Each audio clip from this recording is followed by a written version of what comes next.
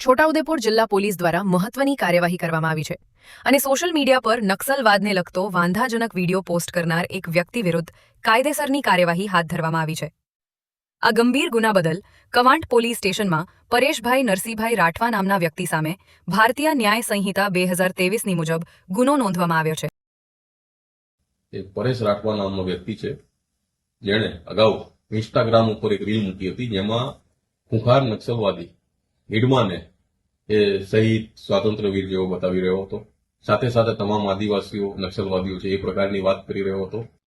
આ વાત ખરેખર ભારત દેશની અખંડતા અને સાર્વભૌમત્વને ચેલેન્જ કરતી અને ભારત દેશના વિવિધ સમાજો વચ્ચે વર્ગ વિગ્રહ ઉભો કરાવતી ગંભીર બાબત હતી, જે બાબતે અમે સંજ્ઞાન લઈને અમારા એસઓજી પીએસઆઈ મારફતે એક ફરિયાદ રજીસ્ટર કરી છે, અને જે ફરિયાદમાં પરેશ રાઠવાને કાયદેસર રીતે અટક કરવામાં આવ્યો છે। આગળની કાયદેસરની કાર્યવાહી ચાલુ છે।